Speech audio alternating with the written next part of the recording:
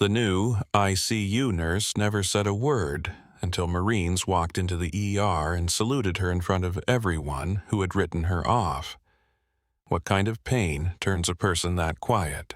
And what kind of past makes battle-hardened men stand at attention in a room full of blood and broken pride? It starts in the cold blue light of a trauma hospital before dawn, where monitors scream, stretchers rattle past, and one exhausted nurse stands alone with blood on her sleeves and nowhere left to hide. If you've ever been underestimated, dismissed, or forced to carry your scars in silence, this story will hit harder than you expect. Stay with me because this is not just a hospital story.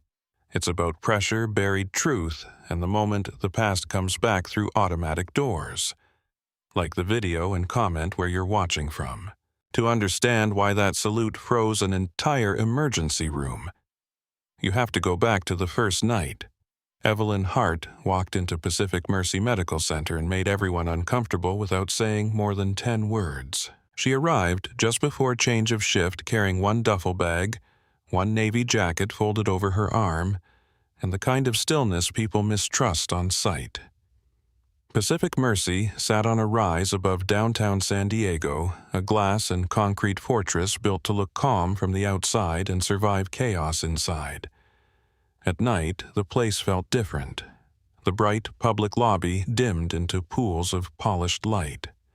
Hallways narrowed into tunnels of fluorescent white. Every elevator ding sounded sharper after midnight. Every set of automatic doors opened on another version of human disaster. The intensive care unit on the third floor ran on caffeine, old resentments, and the private language of people who had seen too much and were determined to laugh before anything could break them. Day shift handed over to night shift in clipped reports and eye rolls. Vents hissed. Pumps clicked. Somewhere down the hall, a family was crying behind a closed door, trying and failing to keep it quiet. Evelyn stepped into that world with her hair twisted into a severe knot. Her scrubs one size too big and a face so unreadable it felt almost rude. The charge nurse, Dana Crowley, spotted her before anyone else did. Dana had ruled the night shift for 12 years with the kind of authority hospitals never put on paper, but everyone obeyed anyway. She knew who cut corners, who drank too much after shift, who had a gambling problem, who was sleeping with a resident, and who would crack if the night got ugly. She liked information. She liked leverage.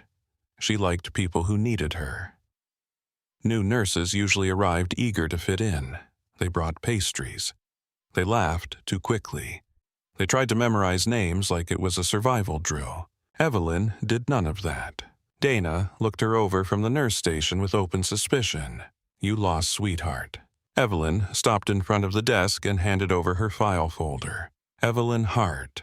Transfer from Florida. ICU nights. Dana took the folder without breaking eye contact. "That all you got?" "Yes." A few nurses nearby smirked into their coffee cups. Dana flipped through the paperwork with 2 glossy fingernails. License clean. References brief. Employment history oddly thin for someone her age. A Veterans Affairs hospital in Pensacola. Then private nursing contracts that sounded vague enough to mean almost anything. "You got a first name you actually use. Evie is fine." Dana nodded slowly, like she was filing away the answer for later use. "Well, Evie is fine around here. We talk to each other. Makes the night go smoother." Evelyn glanced past her to the patient board. "I'm sure it does." Dana waited for a smile that never came. Across the station, one of the residents let out a short laugh and tried to cover it with a cough. Dana did not laugh. She did not like being met on her own turf with calm. That was the first mistake everyone made with Evelyn Hart. They mistook restraint for weakness because it came wrapped in a quiet voice and downcast eyes. By the second hour of the shift, the story had started to build around her. She was weird. She was cold. She was probably one of those nurses who could only function when everything was controlled and would fold the second real trauma hit the floor. By the end of the first week, Pacific Mercy had decided Evelyn Hart was either hiding something or missing something. Dana tested her in the small ways first.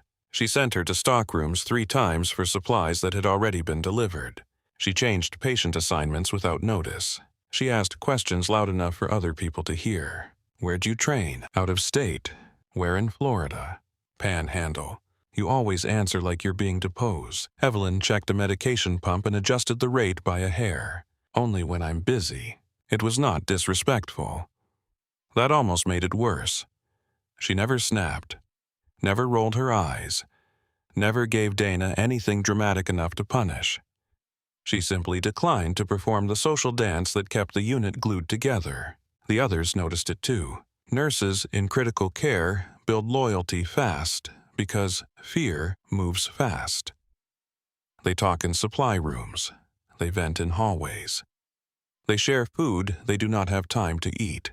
They complain about doctors' administration charting families, parking life. You survive by belonging to the tribe. Evelyn clocked in 15 minutes early, took report, checked every line herself, spoke only when patient care required it, then disappeared into the work. No one knew if she lived alone. No one knew if she was married, divorced, heartbroken, rich, poor, religious, bitter, or dead inside. At 2 a.m, while the others traded gossip over burnt coffee, Evelyn sat in a charting alcove reading arterial blood gas results with the concentration of a sniper studying wind. That kind of silence feels like judgment to loud people. Dana started giving her the ugliest assignments. The combative alcoholic with liver failure who spat at staff and called every woman in the building a whore. The gang shooting victim whose mother screamed at anyone in scrubs.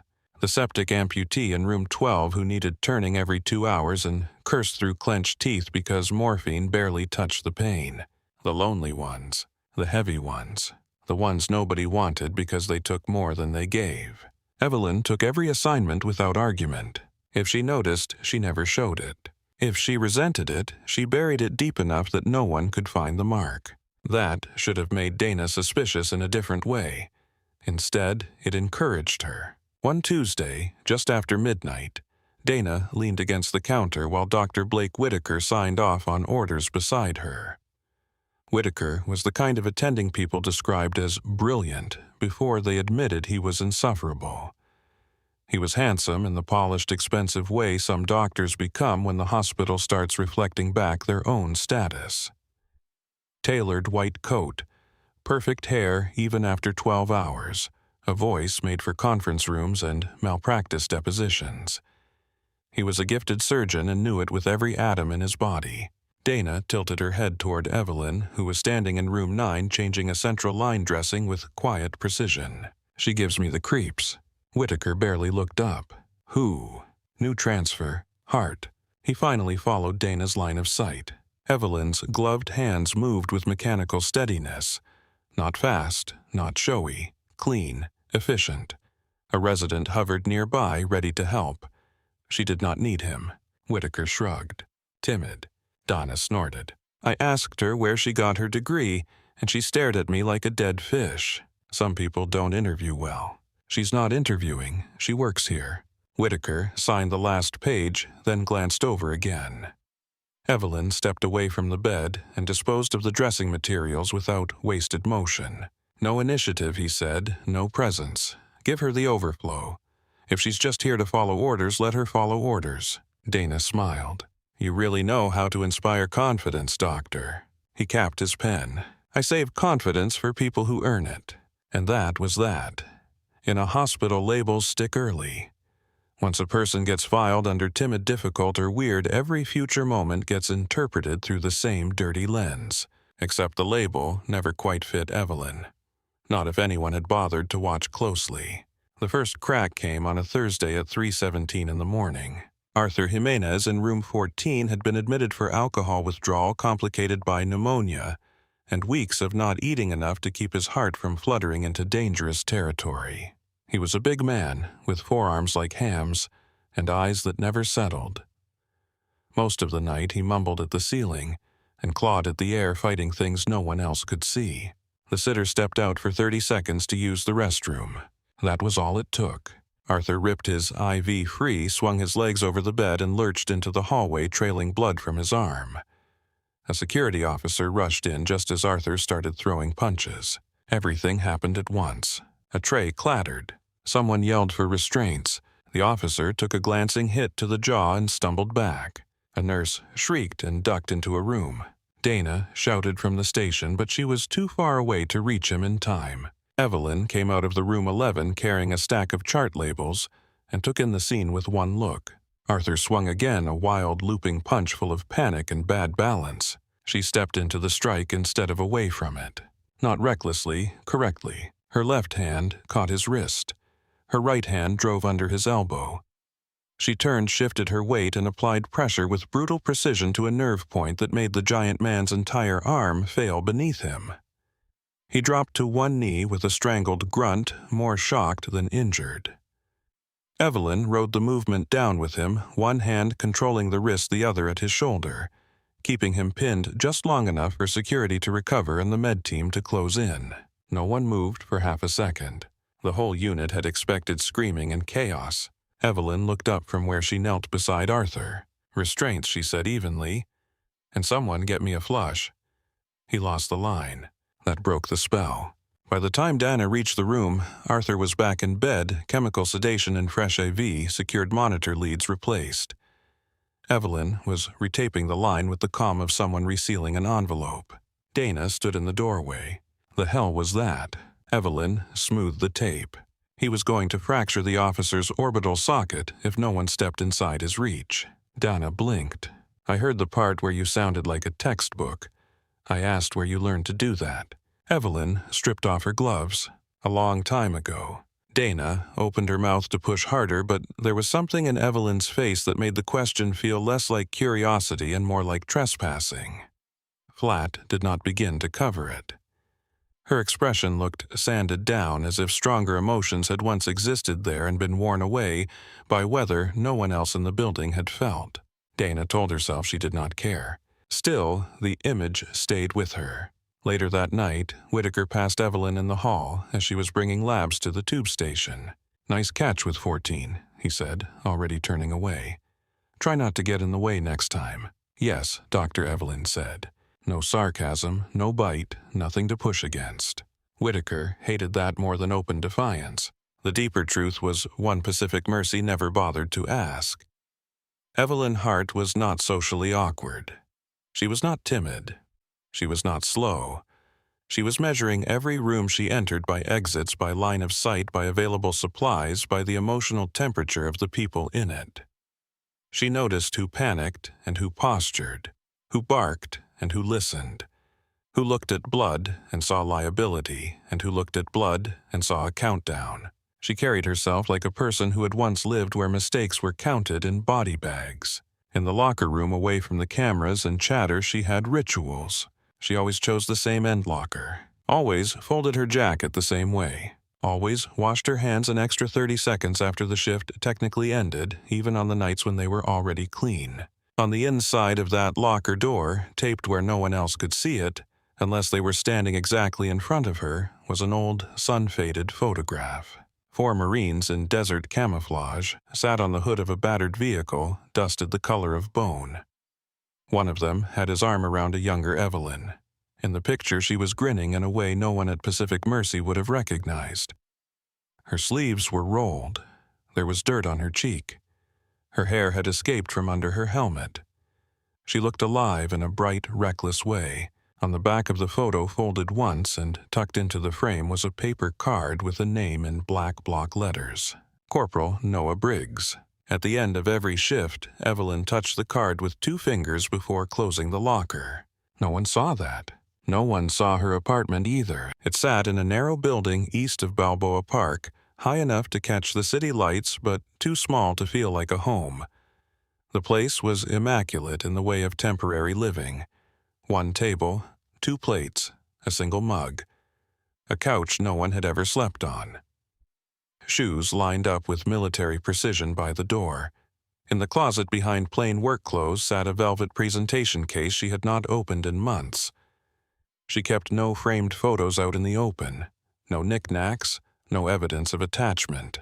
She lived as if departure might become necessary before sunrise. Sometimes, after shift, she stood at the kitchen sink and watched dawn come up over the rooftops with the lights off. The city softened in those first minutes. Sirens thinned, palm fronds moved in the weak ocean breeze. Delivery trucks began their routes. Commuters still slept unaware that people had almost died all night while they dreamed. That hour between darkness and day belonged to no one. It was the only hour she could stand. The nights kept coming. With each one, Pacific Mercy settled further into its opinion of her. Residents learned she was useful but strange. Techs learned she never forgot a restock request and never complained when things got ugly. Families sometimes loved her because she did not give them false comfort, only clear answers, and a chair pulled closer to the bed. Children calmed down around her. Men in pain often obeyed her without knowing why. She made Dana nervous in ways Dana could not admit. Because once you remove the gossip and hierarchy and little games from hospital life, what remains is competence under pressure. And somewhere underneath all her contempt, Dana Crowley knew Evelyn Hart might possess more of that than anyone else on the floor. The unit almost saw it one night with a trauma transfer from El Centro.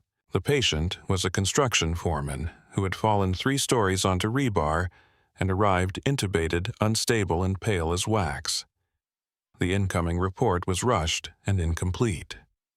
When the transport team rolled him into ICU, one of the residents started issuing overlapping orders while the bedside nurse fumbled the arterial line setup. Evelyn took report, looked once at the monitor, and said very quietly, "Stop talking." The room obeyed before anyone realized they had done it. She checked the chest rise, looked at the abdomen, felt for temperature in the extremities, then pointed to the junior resident. "Call surgery back.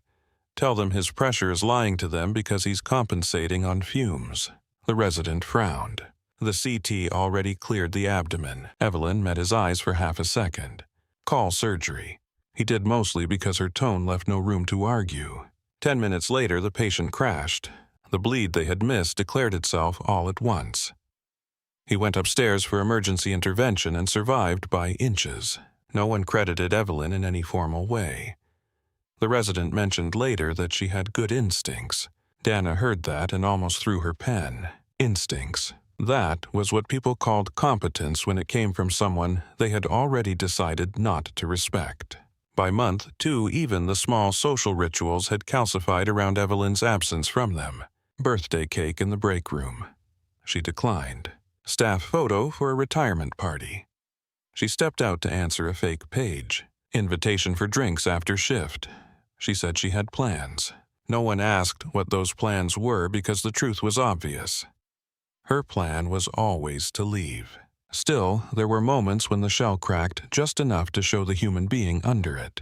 A teenage burn patient refusing dressing changes stopped fighting when Evelyn offered him control in a voice barely above a whisper. "You can cuss me out, or you can squeeze my hand, but you can't kick the nurse with the meds. Pick one."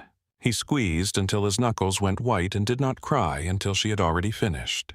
An elderly Korean War veteran in room 6, half delirious with infection, looked at her one night and asked, "You been over there?" Evelyn paused.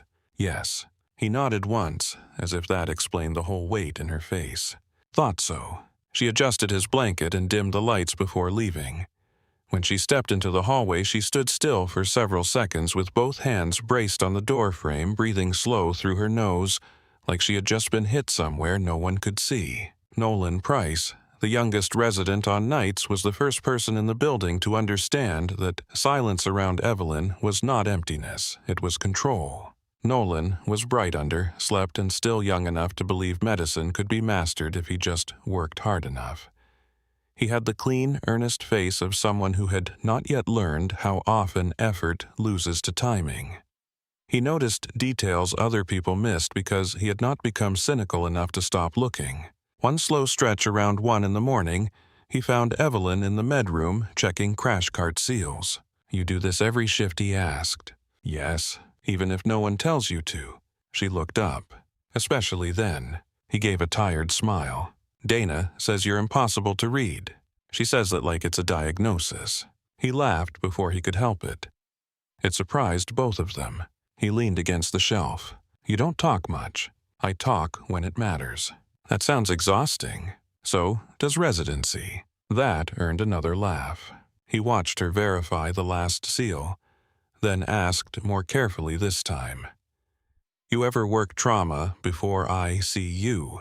Evelyn slid the clipboard back into place. Something like that. Nolan should have known better than to push. Still, curiosity got him. You were military. She stilled for one beat. Not enough for a casual observer to catch, but Nolan saw it. Then she turned back to the cart. I'm here now. Conversation over. But the answer was answer enough. From then on, Nolan watched her differently. Not with the fear Dana used. Not with the dismissive superiority Whitaker used. With attention. He saw how she stocked hemostatic gauze more consistently than any other nurse. He saw how her trauma assessment skipped the theatrical parts and went straight to threats. He saw the tiny scar near her left shoulder when her scrub collar shifted one night reaching for a syringe. He saw that she flinched only at very specific sounds. Metal hitting concrete. Helicopter chop from the rooftop pad. A monitor alarm that mimicked a field tone no civilian unit would recognize. He said nothing. At home, Evelyn slept badly and lightly. Sometimes not at all. On the worst nights, she woke before dawn with the taste of copper in her mouth and the impression of pressure in her hands, as though she were still trying to hold some unseen wound closed. She would lie perfectly still, staring at the ceiling, letting the room assemble itself around her piece by piece until San Diego returned and the desert receded. The dreams never arrived whole. Only fragments. Rotor wash flattening dust. A radio call swallowed by gunfire. Someone shouting "Doc, Doc" over here. A pair of eyes fixed on her from the ground, far too young and far too calm. She never said Noah Briggs's name aloud. Not in the apartment. Not in the hospital. Not anywhere. One rainy morning in late November, after a shift that had stretched into 13 hours, Evelyn finally opened the velvet case in her closet. Inside, set against dark blue lining, lay a medal she kept polished without ever displaying. Silver caught the weak window light and threw it back in hard edges. She looked at it for a long time. Not with pride. With distance. Then she closed the case and put it away again. That same night, Pacific Mercy felt brittle from the start. The weather had changed. Southern California rain always made the city uneasy, as if the roads forgot what water was, and the drivers forgot what brakes were for. The ambulance bay glass carried streaks of reflected red and white from the traffic outside. Radios crackled more often. The ER was already holding 2 extra admits by 10 o'clock. A tourist with chest pain was cursing in room 3. A drunk college kid had face-planted off an electric scooter and was insisting his nose was not broken while holding it at a 40-degree angle. Dana came onto the floor already irritated. Whitaker was in surgery longer than expected and arrived in ICU with that cool, stretched patience he wore right before he started snapping at people. Nolan had dark circles under his eyes from a 30-hour call. Nothing catastrophic had happened yet, but the air carried that strained pressure before a thunderstorm, the sense that the building itself was inhaling. At 11:20, Evelyn was at the nurse's station reviewing sedation orders when Dana dropped a new chart in front of her. Overflow from ER once they clean the room. Yours. Evelyn skimmed the chart. Alcohol withdrawal, restraints. Aspiration risk. Room 12 is still turning over. Then turn it faster. Evelyn placed the chart on top of her other notes. Dana folded her arms. You got a problem. Number. Because you always look like you have a problem.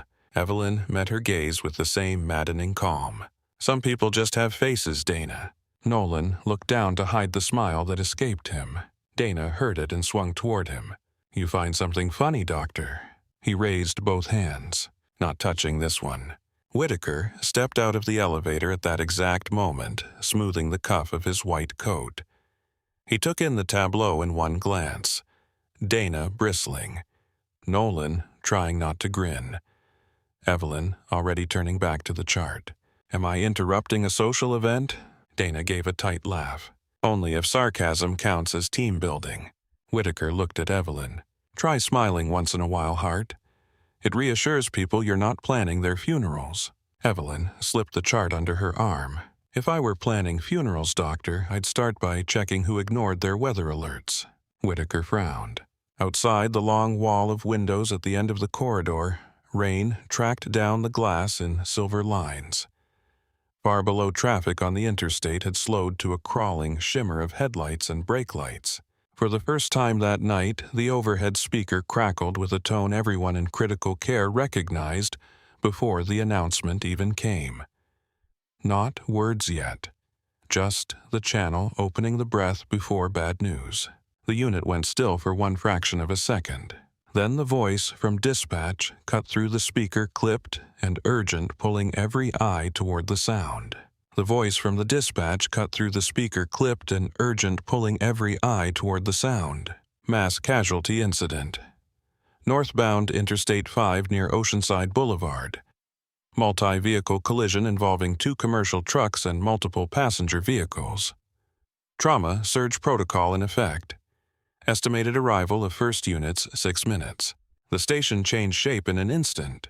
There are moments in a hospital when everything slow and human gets burned away, and what remains is structure, hierarchy, and motion. Chairs rolled back, screens lit up, the charge board refreshed. A clerk started calling upstairs for beds before Dana even opened her mouth. Respiratory came out of nowhere like they had been conjured from the walls. Someone ran for extra warmers. Someone else stripped a hallway of spare pumps. Dana's voice hit the floor like a starter pistol. Clear 2 ICU rooms now. I want every unstable transfer either moved or downgraded if they can breathe without us. Nolan, call surgery and tell them they're about to get busy. Heart with me. We're opening overflow in the ER. Evelyn was already moving. She did not hurry in the frantic way some people do when fear gets mistaken for speed. She simply picked a direction and cut through the chaos with clean purpose. Her hands went automatically to the places that mattered: hemostatic supplies, pressure bags, extra suction canisters, portable monitor batteries. In the central trauma supply room, she opened a cart, scanned the contents once, and started shifting items between drawers with ruthless efficiency. Nolan appeared in the doorway, breathless, one hand still on his phone. Trauma says they're activating all hands. Kincaid is on his way in. Whitaker wants one bay reserved for thoracic. Of course he does, Dana snapped from behind him. Whitaker himself came in seconds later, coat flaring behind him, expression sharpened into cold control. No one reserves anything, he said. We take what comes through the doors. Dana, split your nurses. I want ICU embedded in the ER and one up in post-op recovery to catch the overflow. If we get trapped under volume, triage hard and move fast. He turned to Evelyn, as if realizing for the first time tonight that she was in the room. Hart, you're with Price in Bay 4. Keep him from drowning. Nolan shot him a look that was half offended, half resigned. Whitaker ignored it. Dana glanced at Evelyn, clearly tempted to object, but there was no time and no better body to plug into a trauma bay. Evelyn shut the drawer she was organizing. Bay 4 is short on junctional supplies. Whitaker frowned. On what? He has 4 packs of standard gauze and 1 hemostatic roll in the back compartment. If we get a pelvic or groin bleed, that's not enough. He stared at her for a beat, almost annoyed by the specificity. Then fix it. I already am. She pushed past him with an armful of sealed packs and went down the stairs to the ER 2 at a time. By the time she hit the lower level, the whole emergency department had changed color. Public calm had vanished. The waiting area had been stripped down to chairs and frightened faces behind glass. Security was moving family members back. Clerks were printing labels in stacks. Red trauma lights glowed above a line of open bays. The air smelled like bleach-burnt coffee, and the electrical heat of machines waking up all at once. In Bay 4, Nolan was throwing open cabinets and trying to look as if his heart was not beating through his scrub top. You ever done one of these? He asked without looking at her. Yes. He glanced up. I mean here. Does that answer matter right now? He almost laughed, then thought better of it. She set the supplies down and started building the bay the way someone else might field strip a weapon. Blood tubing primed and hanging where a blind hand could reach it. Suction tested. Airway drawer opened. Pelvic binder placed high in the stack. She checked the monitor leads, then the pressure transducer, then the floor space because a cluttered floor got people killed as efficiently as bad medicine. Nolan watched her for 1 second too long. What? He swallowed. You do this like you've rehearsed it. Evelyn did not answer. She was checking expiration dates on the hemostatic packs with a concentration so complete it looked almost reverent. The first ambulances started coming in before the 6-minute estimate was up. The doors burst wide under the force of paramedics hitting them at speed. Cold, damp air knifed into the ER. Rain smell came with it sharp and metallic. A gurney rolled past with a woman screaming about her husband. Another followed with a child wrapped in silver thermal foil face gray and eyes open too wide. Someone shouted for PEDS. Someone else shouted that PEDS was full. A man in a business suit with glass in his scalp tried to stand up from a wheelchair and fell over his own feet. Whitaker took the room by sheer volume. Sort and move. If they can talk, they can wait. If they can't maintain pressure, they go red. Price, stay in your lane. Dana, I need beds. Respiratory, where the hell is my vent? The hospital became a machine built to delay death by inches. Evelyn stayed in Bay 4. People came and went in a blur of blood pressure cuffs, trauma shears, rain-soaked boots, and clipped reports. A driver with a fractured humerus and chest bruising. An elderly woman with facial trauma and unstable S8s. A teenager with a tib-fib deformity and a seatbelt sign that made Nolan swear under his breath. Then, for a strange pocket of time in the middle of the surge bay, 4 stood empty. That was always the dangerous part. In every disaster response, there was a moment when it looked as though the wave had passed. People relaxed half a notch. Hands slowed. Someone reached for coffee. Someone started charting what they had already survived. Evelyn knew better. She stood just inside the bay opening, listening. Ambulances have different sounds when they are bringing in the dying. The sirens are the same. The brakes are the same. The voices are not. There is a change in the way paramedics hit the threshold when they know they are racing blood loss instead of pain. She heard it before she saw them. Nolan, she said quietly. He looked up from the chart. The gurney hit the doors hard enough to rattle the glass. 2 paramedics drove it straight toward Bay 4 at a run, both soaked to the elbows and streaked with grime. The patient on the stretcher was young male, skin pale under a layer of road dirt and blood. His jeans had been cut away. A blanket was wadded low over his hips, already saturated dark through the center. The lead paramedic started the report before the wheels locked. Male, early 20s, trapped in a compact under a jackknifed trailer. Long extrication. Crush injury to lower abdomen and right groin. Pressure tanked en route. 70 over 40, then 60 systolic. Heart rate 140 plus. We tried pressure. Could not get a tourniquet high enough. Bleeding source is proximal and ugly. Nolan pulled back the blanket. Every kind of trauma has its own visual grammar. Gunshots are holes and mystery. Stabbings are deceitful and narrow. High-speed crush injuries are blunt force translated into ruin. This one was bad enough to stop thought. The right groin and upper thigh were torn into a mangled cavity of shredded fabric muscle and pooled blood. The pelvic junction was distorted from force. A pressure dressing sat half-defeated at the top of the wound already overflowing around the edges. Nolan went white. A monitor lead snapped into place under Evelyn's hand. Blood pressure 64 over 38. Heart rate 146. The patient's lips had gone the color of candle wax. Name, Nolan asked, and his own voice sounded too young. Unknown, the paramedic said. No wallet on scene. No verbal. He was fading by the time we cut him loose. The young man made a small sound that barely counted as consciousness. Evelyn leaned down toward him. Can you hear me? His eyes fluttered but did not focus. Nolan reached for a stack of gauze. We need Whitaker. We need pressure now, Evelyn said. He pressed down at the top of the wound with standard gauze, trying to find a point he could stop with force and optimism alone. Blood surged through in seconds, dark and slick and fast enough to splash the side rail. Damn it, he breathed. He grabbed more gauze. The blood consumed that, too. Across the ER, Whitaker was behind another curtain, placing a chest tube in a patient who had come in with a collapsed lung and a belly full of steering wheel trauma. "Price," he shouted without looking up. "Control the bleed." Nolan's hands hovered. Every protocol he knew was colliding with the fact that none of them fit the shape of what lay open on the stretcher. "We need surgery here," he said. "He will be dead before surgery gets here." Evelyn's voice cut through the bay. Not loud, not dramatic, just absolute. Nolan looked at the monitor again as if he might bargain with it. The pressure slid lower.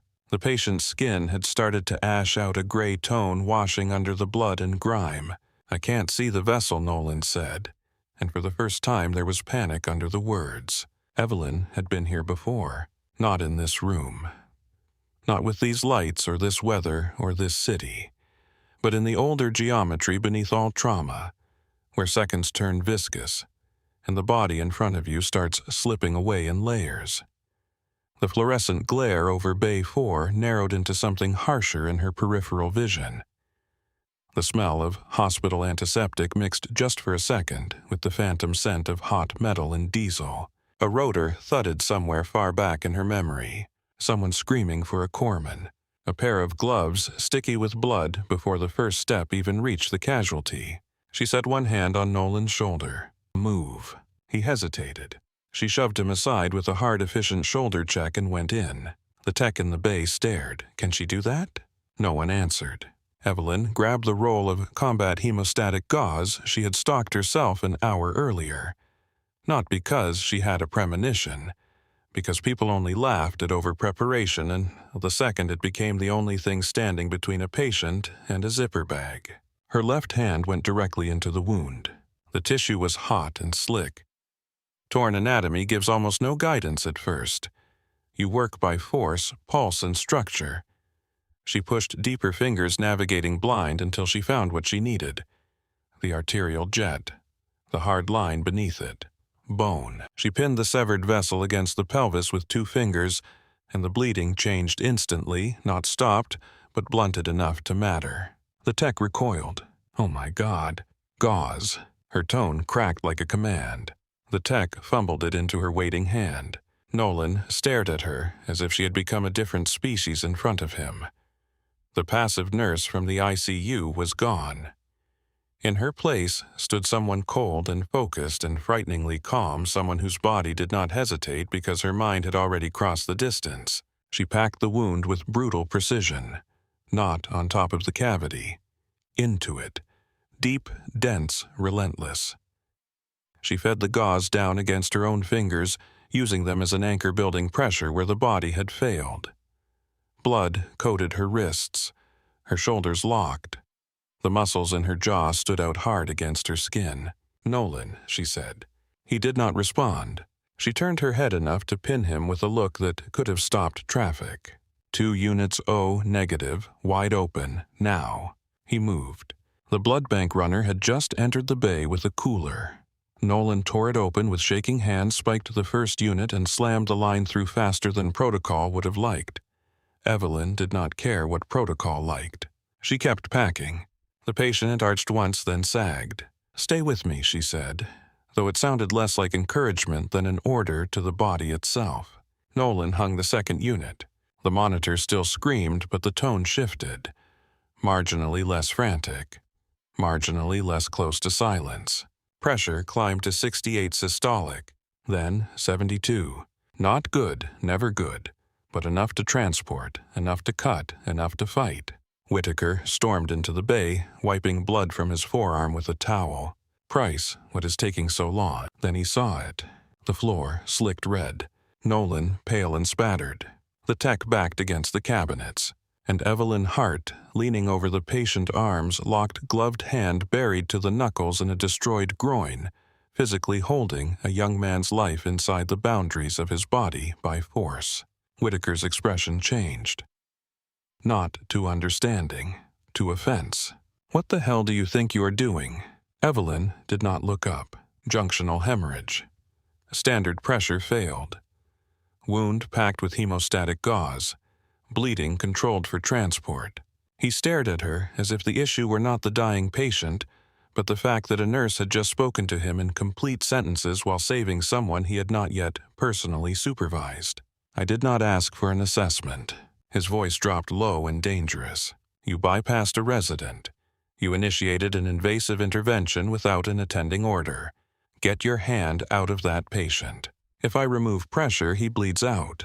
Whitaker stepped closer. "You are not a surgeon." "No," Evelyn said. "I am the reason he is still here for one." The tech actually stopped breathing for a second. Nolan turned his head sharply toward her, then toward Whitaker as if he could not believe either of them had said what they had just said. Whitaker's face flushed dark with fury. "Kincaid can discuss your recklessness after this patient is in the OR. Price document exactly what happened. Dana." Dana appeared at the bay entrance, pulled by the volume in his voice and the scent of trouble. Whitaker pointed at Evelyn without taking his eyes off her. "As soon as surgery takes over, she is off this floor. Pull her badge. I want an incident report on my desk before dawn." Dana looked from him to Evelyn's buried hand to the monitor, which now displayed a pressure in the high 70s. For 1 second, her expression wavered with something like uncertainty. Then training hierarchy and personal dislike snapped back into place. "You heard the doctor." Evelyn held pressure and said nothing. The surgical team arrived at a sprint with Dr. Samuel Kincaid at the front cap, half on still pulling sterile gloves over damp hands. He was in his early 60s, broad-shouldered, lined, and not built for charm. Everything about him suggested long wars with bad odds. He took one look into the wound and swore softly under his breath. "Who packed this?" Nolan answered before anyone else could. "She did." Kincaid's eyes flicked to Evelyn, then to the density of the gauze in the cavity, then to the monitor. He nodded once. "Good. Don't lose that pressure on transfer." That was all. No theatrics, no debate. Just the recognition of one professional seeing another person's work in the only language that matters under trauma results. Whitaker opened his mouth, perhaps to object, perhaps to reclaim the scene. Kincaid cut him off without turning. "If you have an ego problem, Richard, solve it after I save the leg."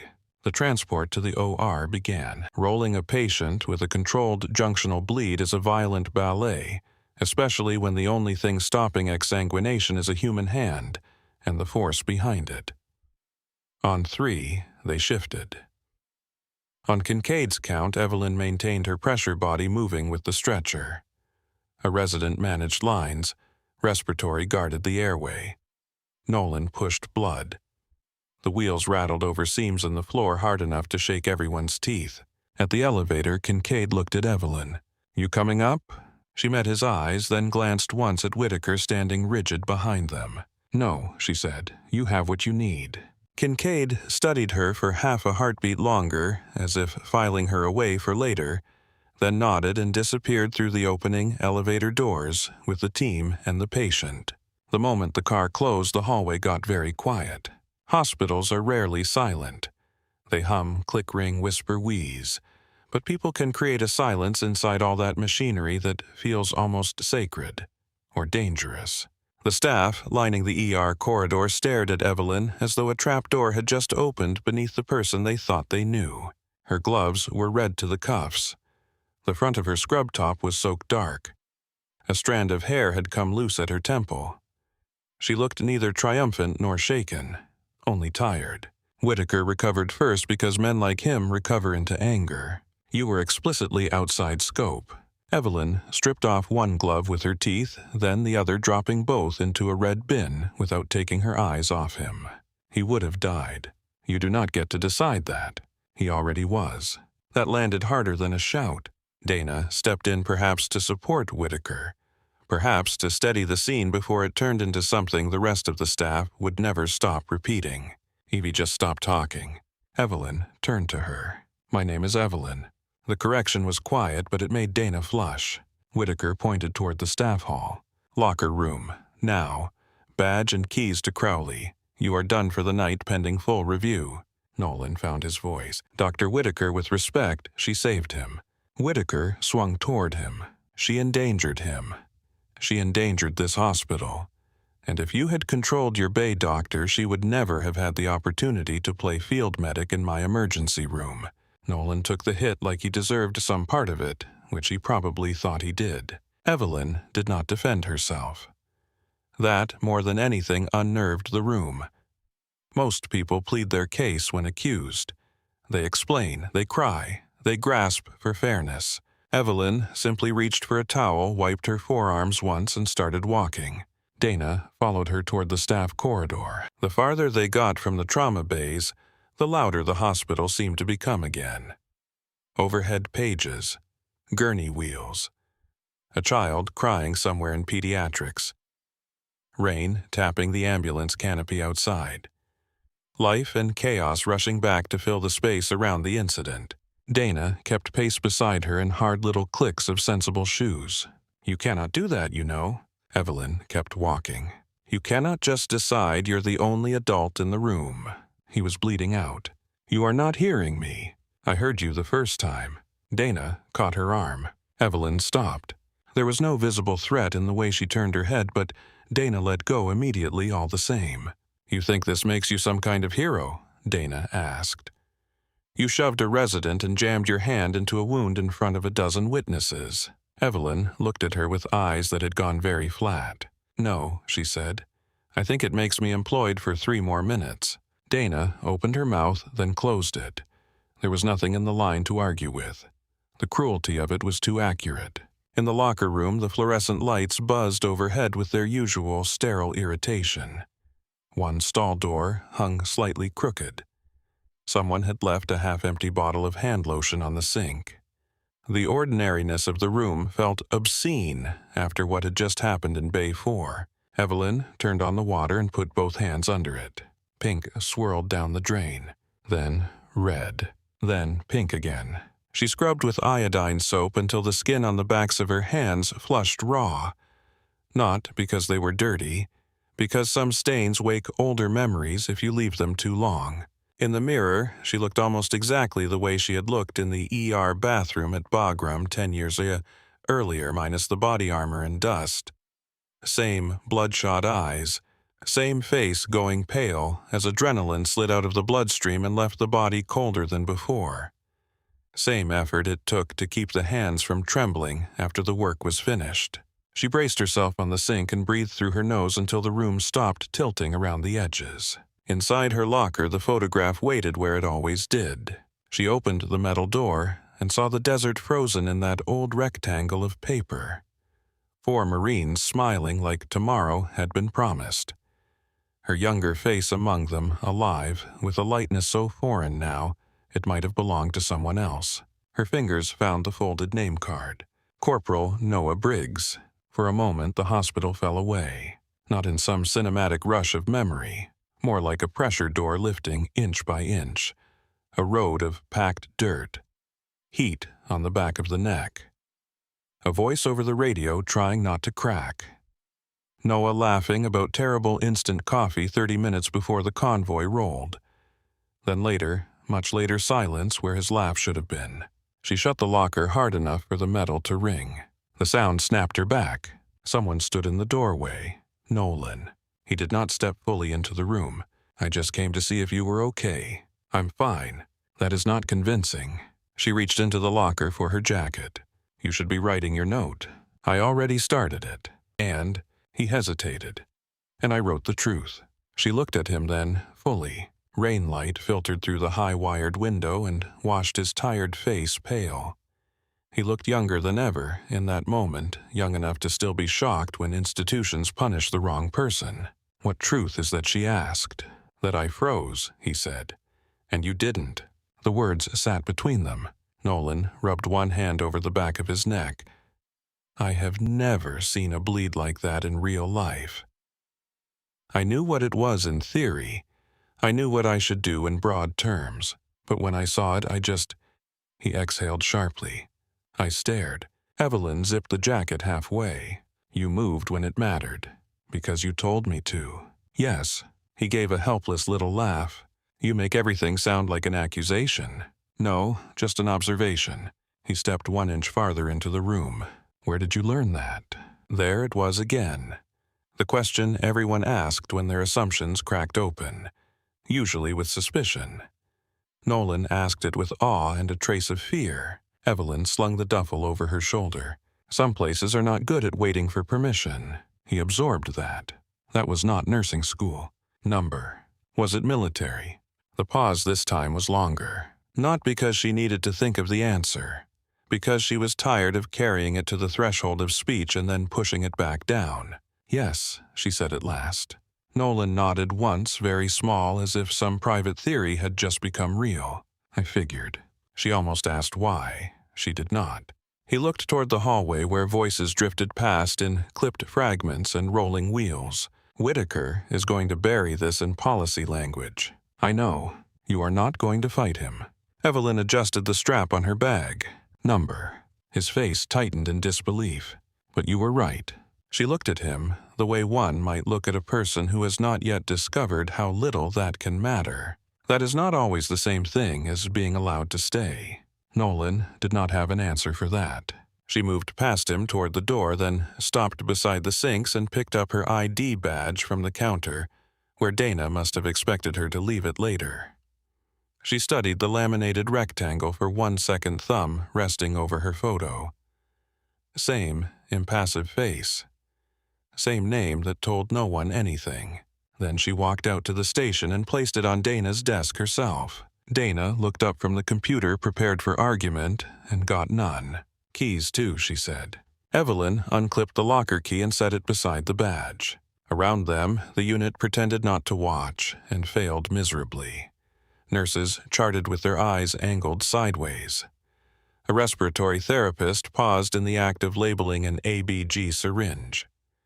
One of the clerks stopped typing altogether. Dana folded her arms, searching Evelyn's face for anger, for humiliation, for something she could read and use. Frankly, she said loud enough for half the station to hear, I'm surprised you lasted this long. This is not a war zone. We have standards. Evelyn held her gaze for a long second. Then she said very softly, That's the problem. Dana's face tightened. Before she could answer, Evelyn turned and walked away. Not fast, not dramatic, just one steady step after another down the main corridor toward the ambulance exit, still in blood-stained scrubs under the jacket, still carrying the same duffel she had arrived with 3 months earlier. The emergency department had reached that exhausted stage disasters settle into after the first storm. Floors mopped but not clean, trauma wrappers underfoot, staff leaning on counters with drained faces, the smell of iron still faint in the air. Outside the bay doors, the rain had weakened to a mist, and the sky beyond the canopy was beginning to lose its black edge. Near triage, Whitaker stood dictating into a handheld recorder, shaping the night into language that would protect him. Clinical, polished carefully, stripped of panic and ego in the retelling. His voice floated in clean pieces. Unauthorized intervention. Nurse exceeded assigned role.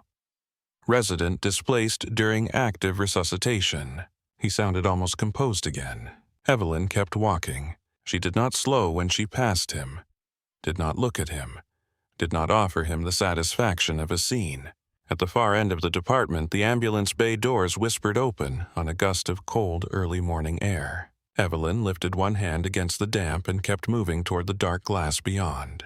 The ambulance bay doors whispered open on a gust of cold early morning air. For one brief second, nobody looked.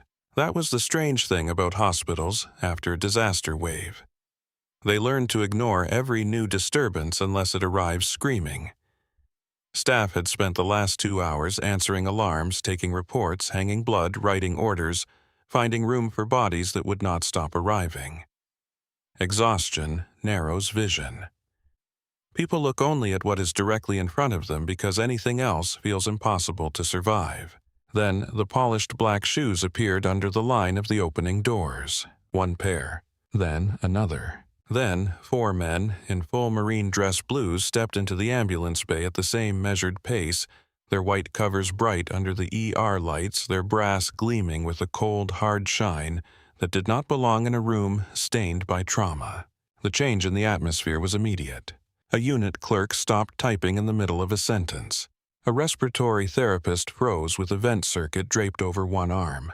Near triage, Whitaker lowered his recorder but kept hold of it as if he had not yet accepted that the center of the room had moved away from him. The Marines did not enter like relatives coming to check on an injured loved one. They entered like men moving into an uncertain perimeter, shoulders square, eyes forward, every step controlled. They passed the line where civilians usually slowed down and kept walking. Their leader was tall and broad, through the chest older than the other three by at least a decade, with the calm severity of a man who had spent years making peace with violence without ever softening around it. The ribbons over his heart were dense enough to catch attention even in a room where everyone had better things to stare at. His face had the weathered stillness of a man long past performative authority. He did not need to raise his voice for people to get out of his way. Security moved first uncertain but obligated. "Sir, this area is restricted." The officer barely broke stride. "We're looking for Lance Corporal Mason Cole." His voice rolled across the bay, low and even.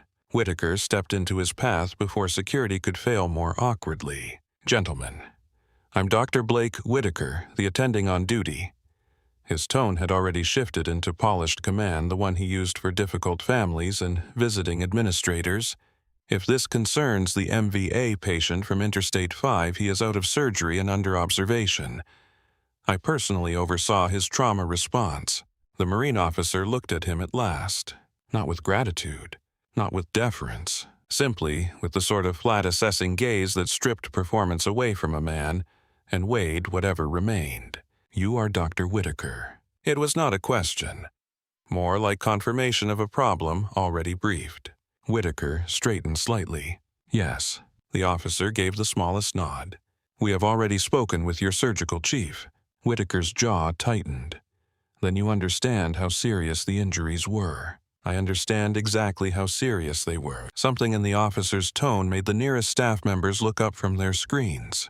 The three Marines behind him remained half a step back, silent and rigid, their eyes moving just enough to take in exit staff and the geometry of the room.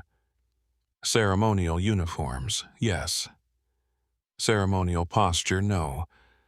They carried the room with them as if habit had welded discipline to their bones. Whitaker recovered into authority. "Lance Corporal Cole is alive because this facility acted decisively under pressure. If your chain of command has questions, they can direct them through administration." The officer's gaze shifted not to Dana, not to security, but past Whitaker's shoulder toward the corridor Evelyn was walking through. By then, she had almost reached the threshold of the doors, one hand on the strap of her duffel, blood on the cuff of her borrowed jacket. Head slightly down, moving with the weary focus of a person intent on leaving before anyone could make one more demand of her. The officer saw her and went still in a way that made even his Marines notice. Whitaker missed it. There was, however, he continued, an unauthorized intervention by a staff nurse that will be reviewed. Surgery has since corrected the issue. The officer's eyes did not leave Evelyn. "What nurse?" Whitaker heard the question but failed to hear the danger inside it. "A new transfer from ICU, Evelyn Hart. She exceeded scope, displaced a resident, and initiated an invasive hemorrhage control maneuver without attending approval." He lifted his chin. "She has been relieved pending investigation." The room lost another degree of warmth. The officer turned his head back toward Whitaker with frightening slowness. "You relieved the person who stopped the bleed." Whitaker interpreted that as a challenge to explain himself. He should have interpreted it as the first crack beneath his own feet. "Captain, if that is your rank, this is a hospital, not a battlefield. We have protocol for a reason." The officer did not blink. "It is my rank." Only then did the white-gloved hand at his side flex once. Something hard moved through his face. Not anger yet, recognition on the verge of becoming anger. Behind Whitaker, Evelyn heard the word "captain" and kept walking anyway. She was 3 steps from the threshold when the officer spoke again. "Doctor." The word struck her before the meaning caught up. She stopped with one boot half turned toward the dark glass beyond the bay. Nobody in Pacific Mercy had ever called her that. Nobody here even knew enough to try. For a second, the entire ER seemed to pull inward around the sound. Evelyn turned slowly. The officer had already stepped past Whitaker. He crossed the blood-marked floor with the same controlled pace he had entered with, but now there was something else in it. Not aggression. Recognition so immediate it seemed to alter the air around him. Evelyn looked at his face and saw first the years that had passed, then the younger man under them. Dust on a jawline. A radio handset slick in one hand. Blood soaking through a sleeve. Smoke rolling off a disabled vehicle under a white, hot Afghan sky. "Lieutenant Kane," she said softly. A small sound escaped somewhere near the nurse's station. Someone had heard the title and knew enough to understand she had not chosen it by accident. The officer's stern mouth shifted for the first time. "Captain now," he said. The 3 Marines behind him had gone even stiller. Whitaker stared between them, already sensing the shape of a situation he no longer controlled. Dana stepped out from behind the station as if drawn by pure disbelief. Nolan had emerged from the staff hall still holding a chart he had forgotten to put down. Even the family behind the triage glass had gone silent, their private misery suspended by whatever was happening on the floor in front of them. Captain Lucas Kane stopped 3 feet from Evelyn. Up close, the years sat plainly on him. Fine lines around the eyes. A scar at the base of his throat disappearing under the high collar. The kind of stillness men develop when they have spent too much of their youth learning not to flinch. For one heartbeat he just looked at her, at the blood on her sleeve, at the tiredness carved into her face, at the woman who had once crawled through fire for his men and now stood in a civilian trauma bay with a duffel on her shoulder and no badge on her chest. Then he snapped to attention. The crack of his heels on the floor seemed to slice the room in half. The 3 Marines behind him moved at the exact same instant, heels striking tile-white gloved hands, cutting upward in perfect mirrored precision. Captain Kane raised his hand to his cover in a razor-sharp salute. The emergency room stopped breathing. Dana's mouth actually fell open. Nolan stood as if rooted where he was. Whitaker looked around him, perhaps waiting for one person in the room to react in a way that made sense inside his old hierarchy. No one did. Evelyn stared at Kane for one long second, and something old and guarded shifted behind her eyes. Then she set her duffel bag gently on the floor. Her posture changed so subtly that half the room would not have been able to describe it, only feel it. The fatigue did not vanish. The blood on her sleeve did not disappear. But the stoop of the invisible nurse went with one breath. Her shoulders settled back. Her chin lifted. She stood as she had once stood in front of men who expected orders before bullets reached them. She returned the salute. Not awkwardly, not approximately. Precisely. A muscle jumped in Dana Crowley's cheek. Whitaker's face had gone blank with the first real shock of the night. Evelyn lowered her hand. "At ease, Captain." Kane dropped the salute. The others followed as one. No one in the room moved for several seconds. Then Whitaker found his voice, because some people speak most urgently when silence has started judging them. "What exactly is going on here?" Kane turned toward him with visible reluctance, like a man pulled away from one reality and forced to revisit a smaller, pettier one. "What is going on, Doctor, is that you nearly sent the woman who kept one of my Marines alive out into the street." Whitaker bristled. "That woman is a nurse in my hospital who acted outside policy." Kane's gaze sharpened into something glacial.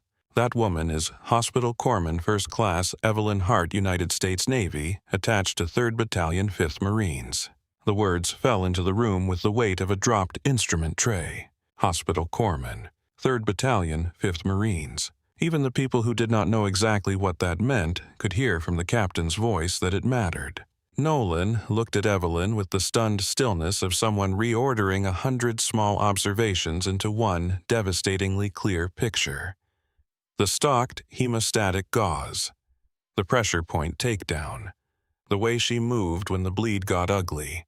The sounds that made her flinch. The sounds that never did. Dana's expression flickered through confusion, denial, and the first edge of shame. Whitaker held on to his certainty with both hands. "I do not care if she was Florence Nightingale in body armor. In this facility she works under attending authority." Kane took one step closer. The distance between them shrank enough that the difference in consequence between their worlds became visible. Lance Corporal Mason Cole came through your doors with a shredded groin and a severed vessel too high for a standard tourniquet. He had minutes, maybe less. Your protocol did not save him. Whitaker's jaw tightened. Your information is incomplete. My information came from Dr. Samuel Kincaid. That shut Whitaker up for half a beat. At the far end of the corridor, as if summoned by his own name, Kincaid emerged from the surgical elevator still in dark scrubs, under a hastily buttoned coat. Beside him walked Warren Hale Hospital Administrator tie half loosened, an expression drained to a professional shade of alarm. A uniformed military police officer followed a step behind with a plastic evidence bag in one hand. The evidence bag held a broken phone, a folded wallet slick with blood, and a military identification card. Kincaid took in the scene as he approached, and did not seem remotely surprised by the Marines. He looked only mildly annoyed that the confrontation had reached full boil before he got there. "Hale," he muttered, "you wanted this handled.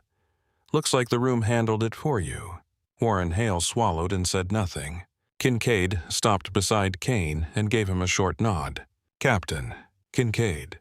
Cole is in recovery. Vitals are ugly, but stable. Legs perfused. We bought him a fighting chance." Kane's eyes flicked toward the surgery wing, then back to Evelyn. "Because of her." Kincaid looked at Whitaker. "Yes, because of her." Whitaker lifted a hand in frustration.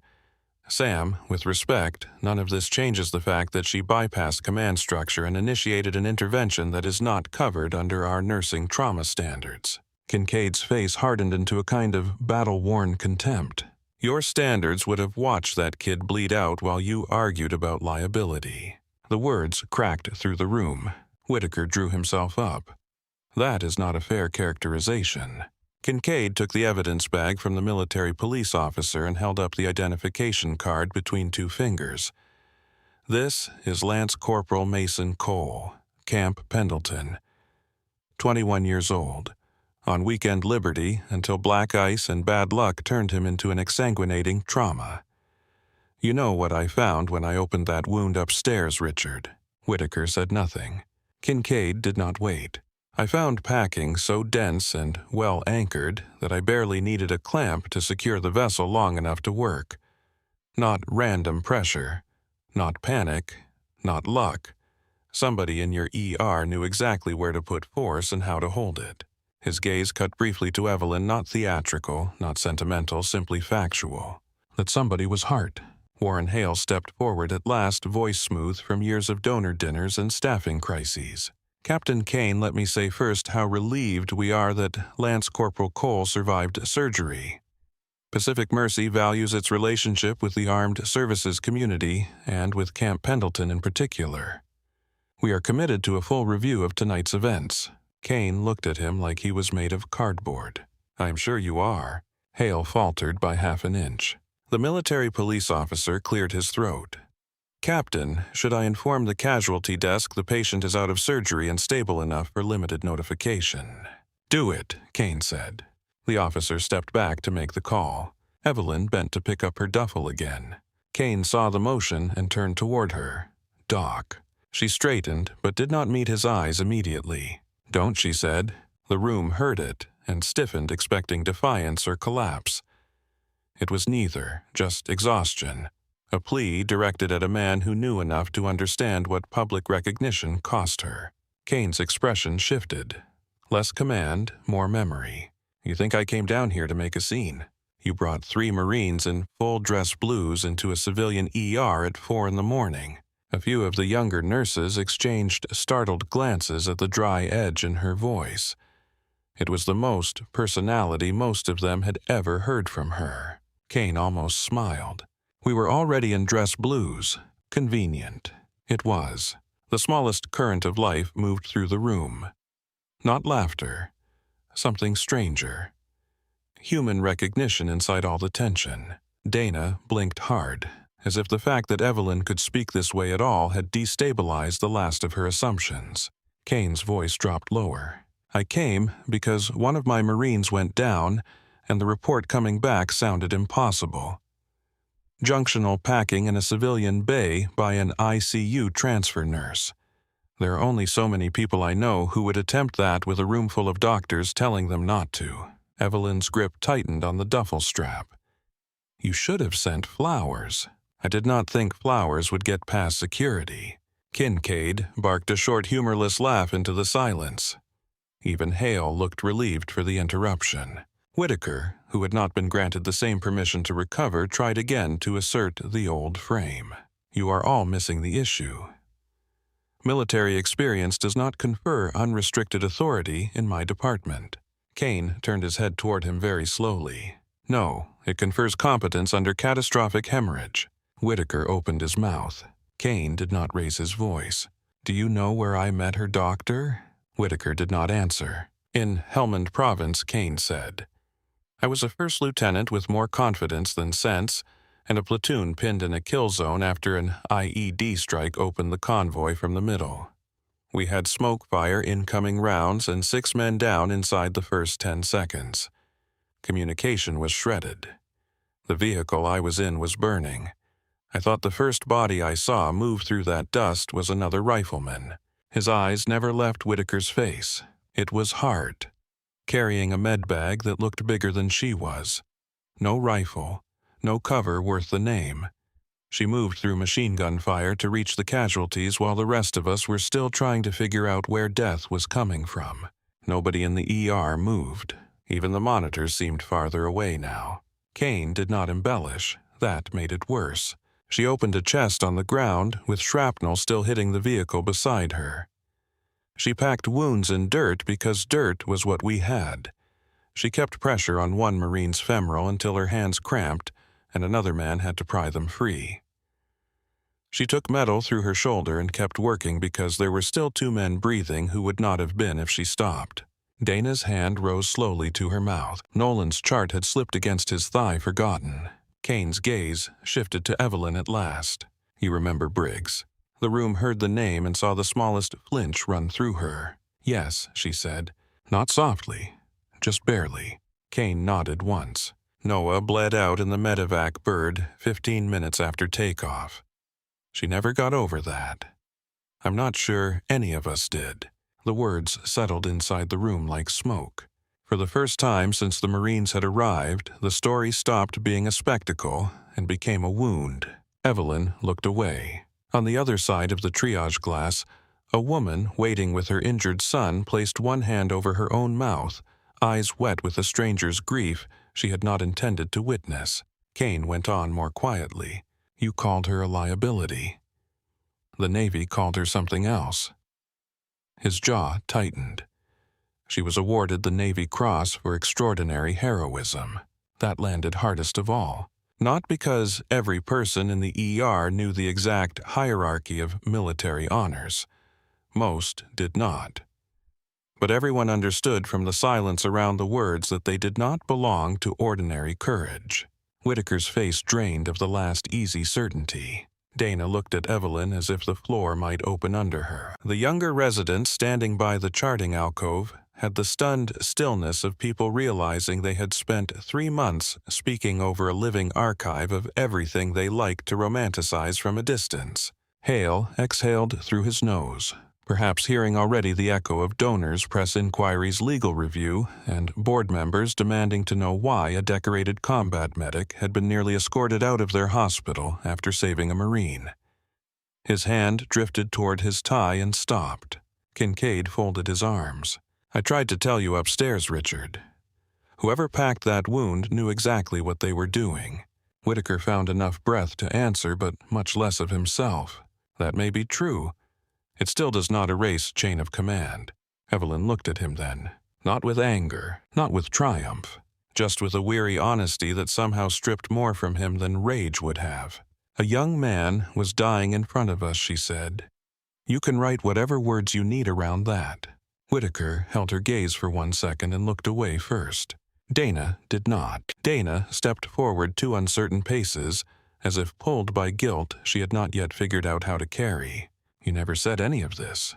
The sentence came out smaller than she intended. Evelyn turned to her. No one asked in good faith. Dana's face tightened as if she had been struck, because it was true. Every question Dana had ever asked had been a probe, a test, a hunt for weakness, not interest, not welcome. "You could have told us," Dana said, though there was no conviction left in it. Evelyn's eyes sharpened. "And then, what? You would have respected me, given me better assignments, started introducing me with a story attached." She shook her head once. "I came here to work." Nolan spoke before he could stop himself. "Why hide it?" The whole room turned slightly toward him. It was an honest question from the one person present who had earned the right to ask it. Evelyn looked at him for a long moment. Because he had admitted he froze. Because he had told the truth in his note. Because he had come to the locker room not to extract but to understand. "I was tired," she said at last. "I was tired of being the story in the room." Something in the simplicity of that answer hit harder than the Navy Cross ever could. Kane lowered his eyes for a second the way men do when a truth is too familiar to challenge. Kincaid watched Evelyn with a look that had changed shape over the past several minutes. The surgeon's assessment remained. She had skill, she had nerve, she had saved his patient, but under that sat something older and quieter. Recognition, not of rank or medals, of the particular fatigue that belongs to people who return from chaos and discover ordinary life has no clean place to set them down. Hale cleared his throat, stepping carefully into the wreckage of the moment. "Ms. Hart." Evelyn did not correct him to Hart or Evelyn or Corman. She only waited. "I believe there has been a profound misunderstanding of your background and qualifications." Whitaker made the faintest sound of protest, but Hale ignored him. "We would appreciate the opportunity to discuss tonight in a more appropriate setting." Dana almost looked relieved. Whitaker looked cornered. Kane looked like he trusted no room called appropriate unless he had already checked its exits. Evelyn's hand tightened around the duffel strap. "I surrendered my badge," she said. Dr. Whitaker made his decision. Kincaid answered before Hale could soften the issue into jargon. "Whitaker doesn't get final say over trauma personnel decisions." It was the first direct public reduction of Whitaker's authority, and the staff heard it with surgical clarity. Whitaker's jaw flexed. "This is absurd." "No," Kincaid said. "Absurd is trying to fire the only person in your department who knew how to keep that kid from dying on the table before I got to him." Kane's gaze stayed on Evelyn. "Cole's family has been notified through command. He's going to wake up with his leg because of you." A small muscle in Evelyn's throat moved. She had spent the last hour holding herself together with sheer muscle memory. Not because no one had ever thanked her, because gratitude from the living had always come braided with the names of the dead. That was the job, she said. Kane's mouth tightened. It always is. The room understood nothing and everything in that exchange. Hale stepped in again, more urgent, now that the emotional center of the scene threatened to move beyond his reach. "Evelyn, please." "My office. Dr. Kincaid will join us. We need to sort this out properly." She looked past him toward the ambulance bay doors.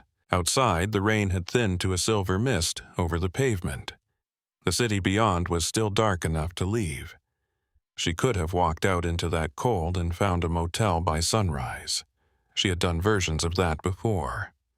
New city, new badge, new floor where no one knew the shape of her silence yet.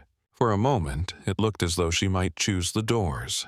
Then Kincaid spoke, and unlike Hale, he did not sound like administration. He sounded like a man offering another one a line across difficult ground. 10 minutes, he said. Then you can decide whether this place deserves another hour of your life. Evelyn looked at him. The old surgeon held her gaze without crowding it.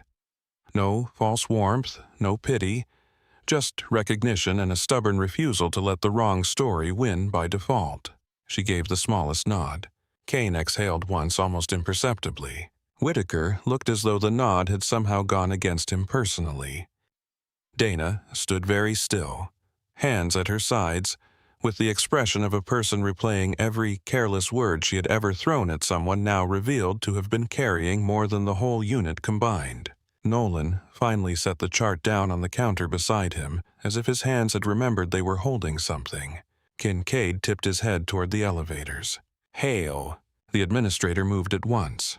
Kane stepped back, but before Evelyn could pick up her bag, he spoke quietly enough that only the people nearest heard him. "You do not owe this place your silence anymore." Evelyn met his eyes. Then, just as quietly, "That doesn't mean they deserve the noise." Something like pride flickered through Kane's face, edged by pain. "No," he said, "they don't." She bent, picked up the duffel, and walked toward the elevator bank with Hale and Kincaid flanking the path through a corridor of stunned staff and blinking machines. No one tried to stop her. No one tried to apologize on the floor. There are some moments too large for instant absolution. The best people can manage is witness. As she passed Dana, the charge nurse opened her mouth and failed to find a sentence that could survive the distance between them. As she passed Whitaker, he shifted as if to speak, but Kincaid's presence alone kept him still. As she passed Nolan, he held her gaze for 1 second, and in that second silently offered the only thing he had that mattered: the truth of what happened in Bay 4. She gave him the faintest nod in return. The elevator doors opened with their bland, indifferent chime. Hale stepped in first. Kincaid after him. Evelyn turned once before entering, not toward the people who had judged her, but toward Kane. He stood at ease now, one hand behind his back. Ceremonial white gloves, bright against dark blue wool. But there was nothing ceremonial in his expression. Only the fierce, complicated loyalty of a man who had seen her in one life and found her again in another. She did not salute this time. She did not need to. The doors slid closed between them with a clean metallic whisper, shutting out the ER lights, the whispering staff, the blood on the floor, and the cold mist outside. Inside the small mirrored box, no one spoke as the elevator began to rise. The elevator carried them upward in a silence so complete it felt pressurized. Warren Hale stood with his hands clasped too tightly in front of him, staring at his own reflection in the polished steel doors, as if rehearsing the face he wanted to wear when they opened. Dr. Samuel Kincaid leaned against the rear wall with one shoulder and said nothing at all. He looked the way old combat surgeons often look after a long night, not tired in the ordinary civilian sense, but hollowed in a familiar one, as if the work had reached inside and taken its share. Evelyn stood nearest the panel duffel bag hanging from one shoulder, blood-dried dark at the cuff of her jacket. The mirrored walls threw her image back at her from 3 sides. Too much stillness, too much light. Too much proof that the ghost act had cracked wide open on a hospital floor where she had spent 3 months becoming invisible on purpose. The doors slid open onto the 7th floor. Hale's office sat at the far end of a carpeted hallway that smelled faintly of polished wood and expensive coffee, an entirely different world from the emergency department below. There were no trauma carts here, no floor wax cut by iron and bleach, no overhead cries for respiratory or massive transfusion. Just quiet art on the walls, donor plaques, and the soft hush of institutional money. Hale opened the door and stepped aside.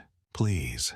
Evelyn walked in without hurry. His office was all dark leather-brushed steel and floor-to-ceiling glass looking east across the city. San Diego before dawn stretched below them in bruised shades of blue and violet. Headlights moved along the interstate in thin white lines. Somewhere beyond the buildings and harbor cranes, the ocean waited in darkness. Evelyn set the duffel on the floor beside one of the chairs, but did not sit right away. Kincaid closed the door behind them. Hale moved behind his desk, then seemed to realize the desk made him look like exactly what he was trying not to be. He came back around and gestured toward the chairs. "Please, Evelyn." She sat. Kincaid remained standing for a moment, studying her the way he had studied her packing job in the ER. Not invasive, not soft, just careful. Then he lowered himself into the chair opposite her and rested both forearms on his knees. Hale took the last chair and exhaled slowly. First he said, "I want to apologize for what occurred tonight." Evelyn looked at him without expression. He continued anyway. "You were placed in an unacceptable position. Dr. Whitaker acted rashly." The way the matter was handled on the floor was not reflective of this hospital's values. "That is administration language," Evelyn said. The words were not sharp. That made them sharper. Hale paused. "Yes," he admitted. "Then try again." The city light shifted faintly across the glass behind him. For the first time since they had entered the room, Hale looked less like an executive and more like a man forced to speak without his shield. "You saved a patient," he said, "and instead of backing you, we humiliated you in public." Evelyn held his gaze for a long moment. "That is closer." Hale nodded once, accepting the correction. Kincaid spoke then, voice low and rough. "The kid is going to keep the leg. He will be in pain for a long time, but he is alive, and there is blood in the foot." That should have eased something in her. It did, though it did not show on her face. "Good." Kincaid watched her for half a second. "That all you have to say to that?" She shifted her eyes toward the window. "It is enough." "No," Kincaid said quietly. "It is what you can afford." Hale glanced between them, unsure whether he was still in charge of the room. The truth was, he never had been. Not really. Evelyn turned back to Kincaid. "You brought me up here to dissect me or to talk about the hospital?" "To talk about both," he said. She leaned back a fraction in the chair, not relaxed, only bracing. Hale straightened his tie and tried to take the room back. "You were hired as an ICU nurse, but there are clearly credentials and field experience in your background that were not fully disclosed in the onboarding process. I disclosed what was required for the position I applied for." Hale hesitated. "Technically, yes." "Then say what you mean." A small pulse moved in his jaw. "You withheld military service information that would have materially affected your placement." "I withheld military service information because I did not apply to be a symbol." Evelyn's voice stayed level, but there was steel under it now. "I provided a valid nursing license, current certifications, and an employment history sufficient for the role. I did not lie. I omitted the part people like to turn into a room introduction." Kincaid gave the faintest nod, as if confirming something he had already suspected. Hale opened his hands in a placating gesture. "No one is accusing you of dishonesty. Not yet. We are trying to understand why someone with your skill set would come here and choose nights in a general ICU without ever once mentioning combat trauma experience." Evelyn's eyes settled on him with an intensity that made him sit back an inch. "Because I was tired." The room went still again. She looked down briefly at her own hands, then back up. "I was tired of people thanking me before they knew me. Tired of veterans looking at me like I belonged to a version of myself I could not carry every day. Tired of administrators deciding my trauma made me an asset. Tired of physicians testing me because they wanted the story and not the work. So I took the shift no one wants on a floor where I thought if I kept my head down, no one would ask me to be anything except competent."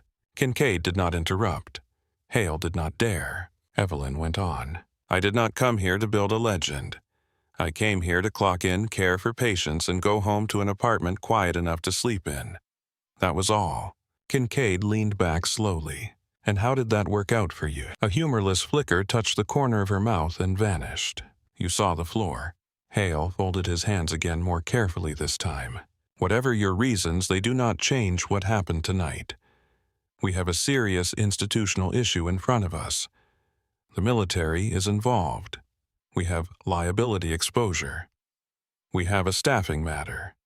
We have a protocol gap that nearly cost a patient his life." He took a breath. "I would prefer not to solve all of those by losing the one person who recognized the gap in real time." "That is the first honest administrative sentence you have spoken," Kincaid said. Hale ignored him. Evelyn looked from one man to the other. "You are not asking me to stay because you respect me. You are asking because if I walk, this place looks blind." Hale did not answer immediately, which was answer enough. Kincaid did. "I am asking because I respect you." He is asking because he is smart enough to fear what he just saw. Hale exhaled through his nose. "Fine, both can be true." Kincaid stood and crossed to the window. The skyline had lightened by degrees. The first faint wash of morning was pushing against the horizon. Without turning around, he said, "I spent 4 years in Baghdad. Not as a corpsman. Not nearly with the same kind of medal pinned to my file, but long enough to recognize a person who came home and chose punishment over recovery. Evelyn's fingers tightened once on the arm of the chair. Hale, wisely, kept quiet. Kincaid turned back. You took the worst assignment, said yes to every petty slight, and made yourself smaller than the room required because part of you thinks surviving gives you debts that can only be paid in discomfort. That is not humility, that is grief with a schedule. For the first time since entering the office, Evelyn's composure shifted. Not dramatically. Just enough for the truth to register as impact. Her eyes narrowed not in anger, but in defense against recognition. You do not know me. No, Kincaid said. But I know the look of a person who keeps choosing the hardest chair because a comfortable one feels like theft. Hale glanced down at his own hands. The silence that followed was not empty. It had weight. The kind that comes when language has reached the center of something and everyone in the room knows it. Evelyn rose from her chair and walked to the glass. The city below had begun to wake. Delivery trucks moved through intersections. A ferry light glided across dark water. Far-off aircraft lights blinked over the bay. San Diego looked peaceful from 7 floors up, like a place built for ordinary lives. Her reflection hovered against the window. When people hear enough of your history, she said quietly, they stop speaking to you normally. They get careful, or reverent, or curious in ways that feel like digging. I did not want to be the woman everyone watched for hidden damage. Kincaid's voice came from behind her. So you became the woman no one saw. She closed her eyes for one beat. Yes. Hale rose too, but stayed back from the window as though approaching too quickly would shatter the moment. What if there were another option, he asked. She turned. He drew a breath. Not reinstatement to the same role under the same structure. That would be insulting to you and irresponsible for us. That got her full attention. Kincaid moved back toward the chairs and rested one hand on the desk. Our trauma response is weaker than we pretend. Our nurses are good, but they are trained to wait too often. Our younger physicians know the algorithms and lose time when physics breaks the script. Tonight proved that. Hale picked up the thread. We want to create a new role. Clinical trauma. Response coordinator. It would sit between ICU, ER, and trauma surgery. You would oversee catastrophic hemorrhage readiness, advanced response training simulation drills, and equipment placement for high-acuity cases. You would write intervention pathways for mass-casualty and junctional trauma. You would have authority to retrain staff and recommend procurement changes. Evelyn stared at him. Of all the directions she had imagined this conversation going, this had not been one of them. You want to put a nurse in charge of writing hospital trauma doctrine, Kincaid answered. I want to put the right person there. Hale nodded quickly, with direct reporting access to both trauma surgery and administration. Evelyn said nothing. Kincaid studied her face. You know why I am making the offer, he said. Because you watched me pack one wound. Because I watched you understand a room faster than the people who owned it. Because I have spent enough years cutting open bad decisions to know institutional weakness when I see it. And because if Price had been alone in that bay, Cole would be dead before I got downstairs. She absorbed that without flinching. What about Whitaker? The question landed exactly where it needed to. Hale's expression tightened. Dr. Whitaker remains an attending in good standing. That was not my question. Kincaid almost smiled. No, it was not. Hale adjusted his cuff. If you accepted this position, your authority over training and hemorrhage readiness would be formalized. Whitaker would not be able to override approved protocols without review. That is not enough. Kincaid folded his arms. What do you need? Evelyn returned to the chair but did not sit. She stood with one hand on the backrest, thinking like someone mapping a hostile field. First, every critical bay gets junctional hemorrhage supplies not hidden in back compartments. Hemostatic, gauze, pelvic binders, pressure adjuncts, and access equipment where blind hands can find them. Hale nodded quickly. Done. Second, simulation drills under stress conditions. Noise. Poor lighting. Competing orders. No polished demonstrations where everyone already knows the answer. Kincaid's eyes sharpened with approval. Agreed. Third, any nurse assigned to trauma-capable overflow must complete hands-on catastrophic bleed training and annual recertification. Hale said yes. Fourth, the hazing ends. That one stopped the room. Evelyn's voice remained calm. New transfers do not earn safety by surviving social cruelty. Assignments are audited. Pattern loading ends. If charge nurses weaponize scheduling, they are corrected. Hale blinked once. You are referring to Crowley. I am referring to culture. Kincaid looked almost pleased. Good. Evelyn went on. If I do this, Dana Crowley attends every training session. Every one. No exceptions because of rank or ego. Hale answered immediately, done. And Whitaker. That took longer. Kincaid spoke first. He will attend. Hale looked less certain, but one glance at Kincaid convinced him to stay silent. Evelyn finally sat again. I would also need written authority in active, catastrophic hemorrhage events to direct nursing intervention under approved response doctrine without waiting for an attending to physically enter the bay. Hale frowned. That has legal implications. Kincaid turned toward him. So does letting patients bleed out while everybody protects their own title. The administrator held that stare for 2 seconds, then looked away. We can work with legal, he muttered. No, Evelyn said. You can work quickly. A knock sounded at the door. Hale looked as if he might refuse it, then thought better of that too. Come in. The door opened, and Whitaker stepped inside. He looked stripped down somehow, not literally, but of the polished certainty he usually wore like another tailored layer. His coat was gone. His tie had loosened. Dried blood marked one cuff. For the first time since Evelyn had known him, he looked like a physician at the end of a brutal shift instead of a man performing one. He stopped just inside the room. His eyes went first to Hale, then Kincaid, then finally to Evelyn.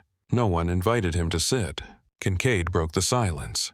You had something to say. Whitaker swallowed once. I did. He looked at Evelyn and had to force himself not to look away. I was wrong in that bay. The words came out stiff, but they were not empty. Evelyn waited. Whitaker continued. I saw a nurse exceed protocol, and I reacted to the breach before I assessed the result. Your intervention controlled a bleed that Price and I had not yet solved. The patient is alive because you bought time neither of us had. Hale watched as if the shape of each sentence mattered to the hospital's future. Whitaker went on, voice tighter now. My attempt to remove you from the floor before a full review was unprofessional. I allowed my authority to become more important than the patient in front of me. That line cost him something, enough to make it real. Evelyn studied him. I do not need an apology, she said.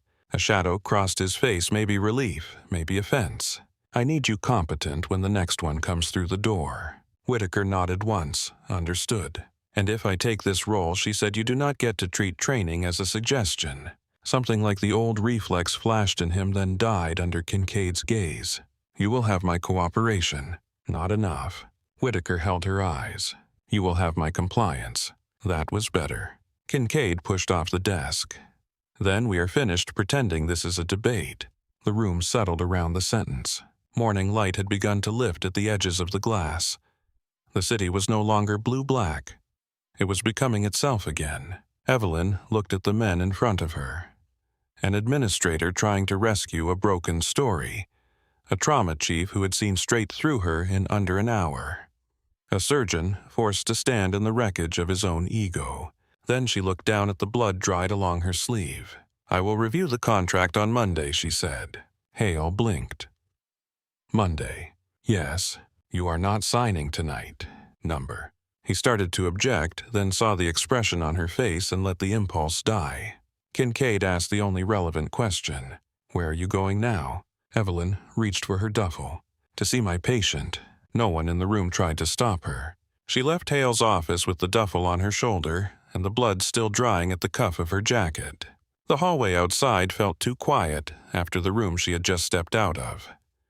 Carpet muted her footsteps. Framed donor portraits watched from the walls with their permanent smiles and clean lives. Behind her, the office door closed softly on policy legal review and men trying to rearrange a system fast enough to keep it from exposing itself any further. Evelyn did not look back. The elevator took her down through sleeping administrative floors, then past surgery, then back toward the levels where the hospital still belonged to the living and the dying instead of the powerful.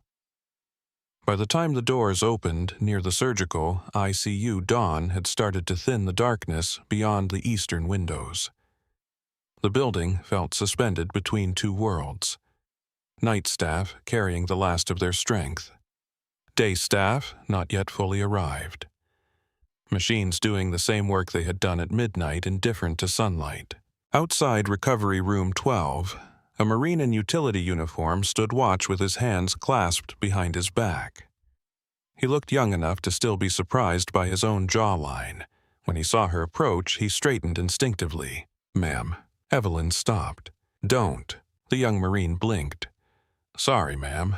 Petty officer said no one goes in except medical and command." "I am medical." He looked at the blood on her sleeve, the civilian clothes under the borrowed jacket, the absence of a visible badge, and hesitated just long enough to betray that the hospital had already become complicated around her. Before he could decide whether to challenge her, Captain Kane's voice came from inside the room.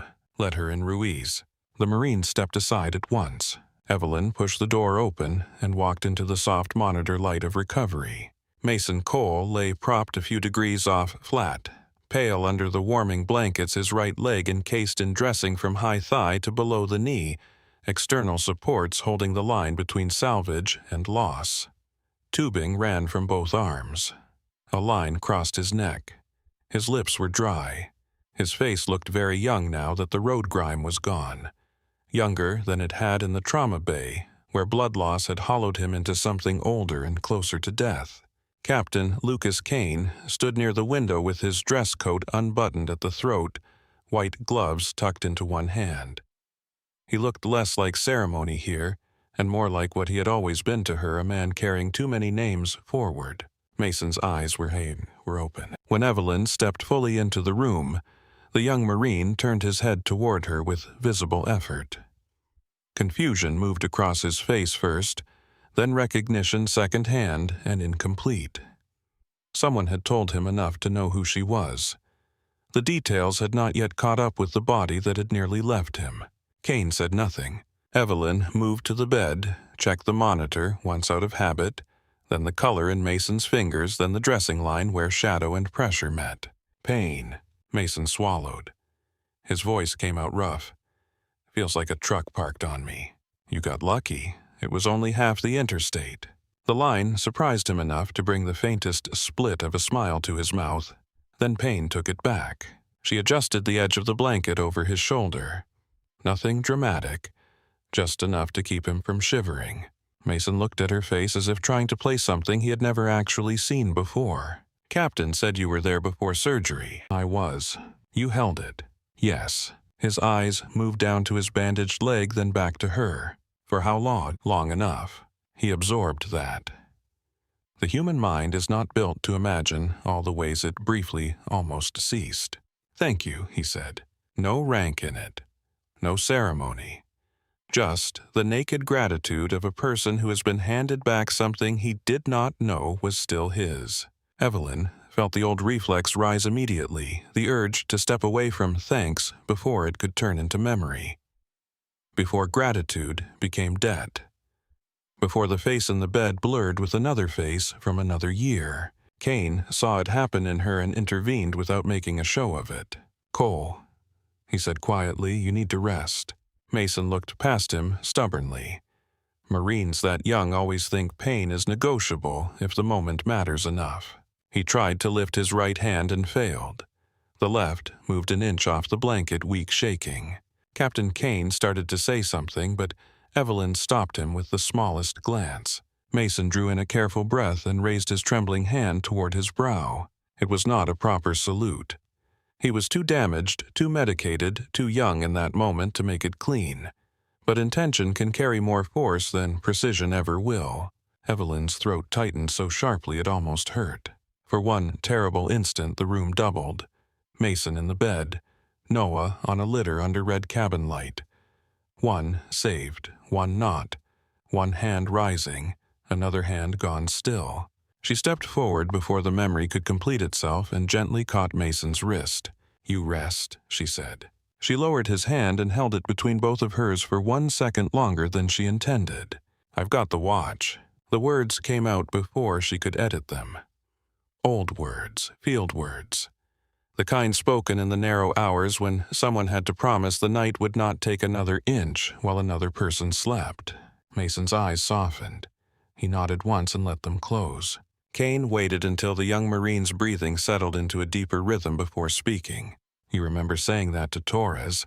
Evelyn did not let go of Mason's hand immediately. "Yes?" He made it home.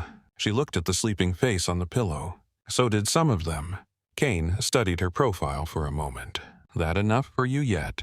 She released Mason's hand and stepped back. "No." Kane nodded as if he had expected nothing else. Outside the room, the hallway had begun to brighten with the first incoming day shift bodies and coffee cups. A unit secretary hurried past with charts tucked to her chest. Somewhere down the corridor, a physician laughed too loudly at something not funny enough to warrant it. The hospital was changing skins. Kane fell into step beside her as she left recovery. At the elevator bank, he said Crowley looked like she'd seen God and found out he was disappointed. Evelyn pressed the down button. "She will survive. Whitaker, too. I'm less interested in that outcome." Kane's mouth twitched. The elevator had not yet arrived.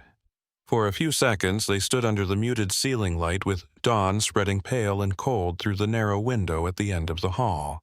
"You could have left," he said. "I still can." He looked at her. "Will you?"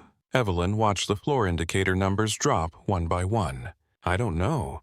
Kane accepted that answer. He had learned years ago that forcing certainty out of damaged ground only creates sinkholes. When the doors opened, he did not get in with her. Command will want paperwork, statements. They'll eventually send someone to thank you more formally than you can tolerate. That sounds exhausting. It will be. She gave him the first real, almost smile he had seen since the desert. "Then tell them I was never here." Kane laughed under his breath. "Too late for that, Doc." The doors started to close. Just before they met, he said, "For what it's worth, it was good to find you breathing." The words reached her through narrowing metal in old years. Then the elevator took her down. By the time Monday morning arrived, Pacific Mercy felt less like a hospital and more like a rumor. The story had outrun every official effort to contain it. Not because anyone leaked to the press, because hospitals are built of witness. A respiratory therapist had seen the salute.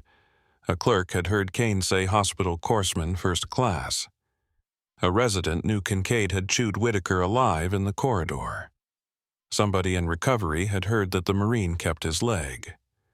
By sunrise, there were already 3 different versions of the story moving through the cafeteria imaging transport and the 5th-floor step-down unit. By Sunday afternoon, the version that reached environmental services involved incoming fire and a helicopter on the roof. No one got the details right. Everyone got the gravity. At 6:58 on Monday morning, the elevator doors opened on the 3rd-floor ICU, and the charge desk went silent before Evelyn even stepped all the way out. She wore charcoal gray scrubs, cut to fit movement instead of invisibility. Her hair was braided back in a way that looked practical rather than punishing. In one hand, she carried a tablet. In the other, a black hard-shell case. Her badge was clipped high and plain. The line beneath her name now read, Clinical Trauma Response Coordinator. Nothing about her announced victory. That was why it hit so hard. Dana Crowley stood behind the central desk with a cup of coffee halfway to her mouth. She had always been skilled at recovering into sharpness. This time, the old reflex failed her. The cup lowered slowly.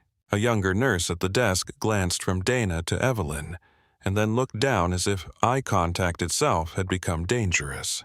Evelyn did not pause by the lockers, did not hover at the board, did not wait for social clearance. She walked straight through the middle of the unit and into the small glass office that had once held old computers and a retired case manager's files.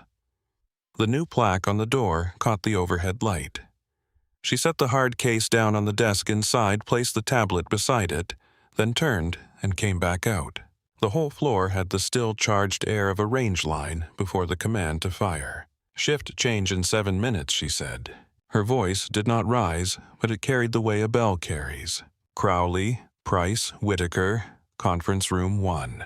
Whitaker stood near the monitors outside Room 10, reviewing overnight labs with an expression already tight from the day. For a fraction of a second, the old skepticism flickered across his face. Then he saw the eyes on him from the residents nearby and understood exactly how little room was left for that version of himself. "We'll be there," he said. Dana set the untouched coffee down. "You want me off the floor for this. I want you in the room for it." That was answer enough. Conference Room 1 had never been designed to hold the kind of reality Evelyn carried into it. It was a square, institutional box with beige walls, a white board, and a long laminate table that had hosted 1,000 dull meetings no one remembered. Under fluorescent lights, she opened the black case. The room leaned in. Inside sat junctional hemorrhage control tools neatly arranged in custom foam, hemostatic gauze, pressure adjuncts, training packets, access kits, tourniquet variants most of the staff had heard of but rarely touched. Not mysterious equipment, not military magic. Just tools people neglect until the second they become the only bridge left between bad and worse. Nolan Price reached first, then caught himself and folded both hands behind his back. Dana looked at the array with the expression of a person staring at the physical form of everything she had underestimated. Whitaker said, "We do not currently stock half of this in every trauma bay." "No," Evelyn said, "you don't." She picked up a packet of hemostatic gauze and held it lightly between 2 fingers. "You were all trained to think of hemorrhage in layers of escalation. Pressure dressing, tourniquet, surgery. That works beautifully until the anatomy refuses to cooperate. Groin, axilla, high pelvic disruption. Places where blood leaves just as fast, and the textbook starts asking for a doctor who is not in the room." No one interrupted. This hospital has good people. It also has bad habits. Waiting is one of them. Dana crossed her arms. "Legal boundaries exist for a reason." Evelyn looked at her. "So does death." The room held still. Evelyn set the gauze back in the case and turned slightly so all 3 could see her face clearly. "I'm not here to romanticize battlefield medicine. I am here because bodies do not care where the training came from. They care whether you can stop the leak before the brain runs out of oxygen." Whitaker shifted in his chair. "And you believe a nursing staff can be trained to intervene at that level without creating another category of disaster?" Evelyn met his eyes. "I believe your current category is called preventable." That stung. Good. He needed some part of this too. Nolan asked, "What changes first?"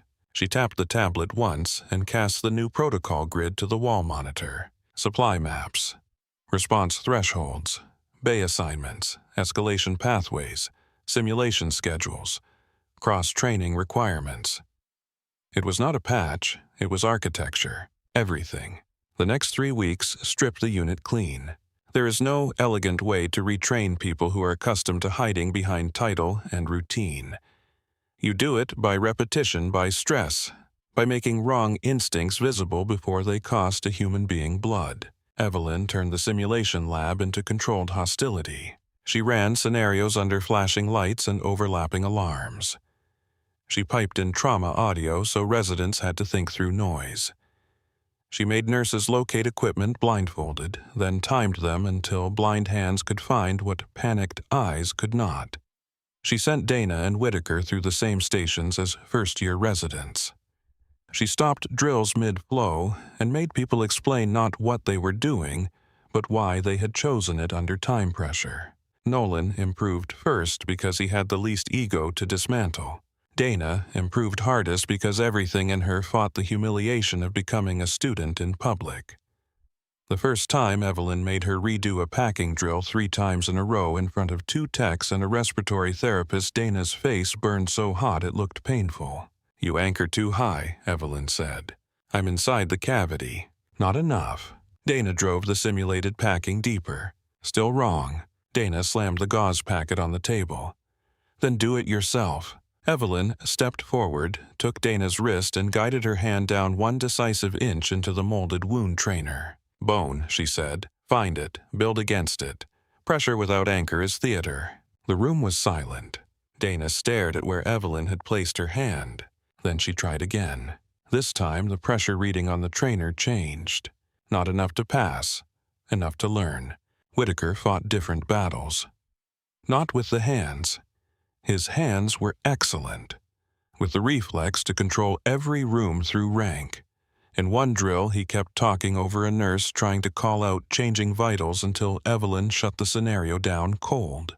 What killed that patient, she asked. No one died, he said. In the sim, they did.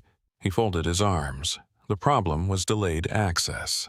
The problem was that no one could hear the nurse because you liked the sound of your own voice.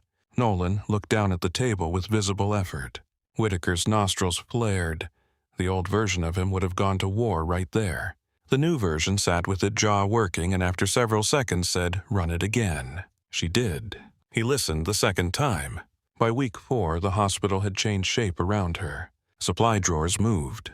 Crash carts were relabeled. Nurses from other units started asking to observe sessions. The residents stopped calling her Heart and started calling her Commander when she was out of earshot, not mockingly, but because they had no better name for the force rearranging the physics of their training. Donna never used any nickname at all. She called her Evelyn, now always clipped, always direct, as if trying to rebuild respect 1 correct syllable at a time. One evening, after a 12-hour skills block, Dana lingered as the others left the sim lab. The room smelled like latex stale coffee and the faint electrical heat of overused equipment. Dummy torsos lay in open cases on the counters like the remains of some strange mechanical species. Evelyn was wiping down one of the trainers when Dana spoke. "I was cruel to you." Evelyn kept wiping. "Yes." Dana flinched at the lack of comfort in the answer. "I thought you were arrogant in a quiet way. Like you believed you were above all of us." Evelyn set the cloth down. "I believed I was passing through." Dana nodded once, that too. A long silence stretched between them. Not warm, not hostile, just honest in a way the unit had almost never been before. Finally, Dana said, "I'm trying." "I know." It was not forgiveness. It was better. It was real. 3 months after the night of the pileup, the test arrived. Not in the tidy shape of simulation, not with warning slides and controlled debriefs. It came just after sunset on a Friday when a natural gas explosion tore through an apartment building in Chula Vista and sent smoke, fire, blunt trauma glass, and panic south along the city in waves. The first dispatch hit while Whitaker was scrubbed into a thoracic case and Kincaid was halfway through a complex vascular repair upstairs. By the time the first ambulances landed at Pacific Mercy, the trauma board was already blooming red. 42 casualties in under half an hour. Families burned and separated in stairwells. A child thrown through a door by the blast wave and found crying under broken drywall. An elderly man with both lungs angry from smoke and ribs moving wrong under the skin. Construction workers from the next block over with shrapnel and lacerations from the windows that exploded outward. The ER became a furnace of motion, except this time the panic did not own the room. Evelyn moved through triage assigning redirecting, seeing the shape before anyone finished naming it. Nolan ran the second bay with a steadiness that would have been unrecognizable months earlier. Supply techs hit the carts already knowing what mattered. Nurses called out changes in short, clean bursts and got heard the first time. Then, a paramedic team slammed through the doors with a man in his 30s, whose left upper thigh and groin had been opened by a serrated slab of window frame. Blood covered the stretcher. The dressing held against the wound looked more like surrender than intervention. Dana reached the bay first. Old instinct would once have made her look around for a doctor and buy time with volume. New instinct made her look once at the wound, once at the monitor, and once at the cabinet where the correct supplies lived because she herself had helped relocate them. "Junctional bleed," she snapped. "Nolan blood now. Jess, cut the rest of that dressing and clear me room. Evelyn, I need hemostatic packs." Evelyn was already there, but she did not push in front. She handed Dana the packets and stepped to the opposite rail where she could see everything without stealing the moment. The patient convulsed weakly under the pressure of blood loss. Someone yelled that the pressure was unreadable. Someone else started a line. Nolan called for the massive transfusion pathway with a voice that did not crack. Dana put her hand into the wound. Not delicately, not fearfully, deep enough to matter. For 1 second, her whole face changed with the shock of what anatomy feels like when it stops being theory and becomes a failing machine in your palm. Then she found the structure beneath it. Her shoulders set. Anchor, Evelyn said. Dana adjusted by 1/2 inch. There. Now pack. Dana fed the gauze down into the cavity with both hands working as one brutal, intelligent tool. Her jaw clenched. Her scrub top darkened at the cuff. She did not ask permission. She did not look around to see who was judging. She held force where force belonged and built a chance. The monitor found a pressure again. Low, ugly, but present. Nolan hung blood and moved on the first attempt. Jess had suction ready before Dana asked. The room flowed around the intervention like it had been waiting for this exact proof. Pressure holding Dana said through her teeth. Evelyn stepped in just enough to inspect the hand position, the pack density, the line of force. Good, she said, keep it ugly. Dana let out one short breath that might have been a laugh if there had been room for it. When surgery arrived, the patient was alive. As the stretcher rolled toward the elevator, Dana finally let another nurse relieve her. She stepped back with blood streaked across one cheek, chest heaving, and looked at Evelyn like a person who had just walked through a locked door in herself and found another life on the other side. Evelyn put one hand on her shoulder. Perfect anchor. Dana swallowed hard. I had a good teacher. By the end of the night, not one patient at Pacific Mercy had died from uncontrolled hemorrhage while waiting on a hierarchy to grant permission. Exhaustion settled in after dawn, the way ash settles after a fire, quietly and everywhere. Staff moved slower now. Voices dropped. The floor was a map of survival in wrappers, stained towels, and empty coffee cups. Evelyn left the ER and went upstairs to the rehab wing. Mason Cole had been transferred there 2 weeks earlier while waiting on a specialized placement. He sat in a wheelchair near the window when she entered, one leg braced, a baseball cap low over tired eyes. Color had returned to his face. The dazed look of fresh survival had receded into something steadier. He heard her coming and turned the chair with one hand. Heard you all got hammered downstairs. We managed. He snorted softly. That usually means it was bad. She pulled a chair over and sat across from him. Mason studied her for a second. They're calling it the heart protocol. They can stop. They won't. Number. He reached into the pocket of a duffel at his side and took out a challenge coin worn smooth around the edges from years in pockets and palms. The insignia on it caught the light. Captain Kane asked me to give you this before they ship me south. Evelyn looked at the coin but did not take it yet. What for? Mason shrugged with one shoulder. For still being one of us, I think. The room went very quiet. She accepted the coin at last. It lay warm from his hand in her palm, heavier than its size should allow. Mason watched her turn it once between her fingers. You heading back? He asked. Where? He smiled a little. Cores, sand, gunfire. All the stuff sane people avoid. Evelyn looked down at the insignia, then at the hallway beyond his room where nurses passed in sensible shoes and patients called for ice water, and life continued in ordinary civilian fragments. I think, she said slowly, I'm exactly where I need to be. Mason nodded like he had hoped for that answer. When she left his room, she took the long way back through the old locker corridor. Her former locker stood open.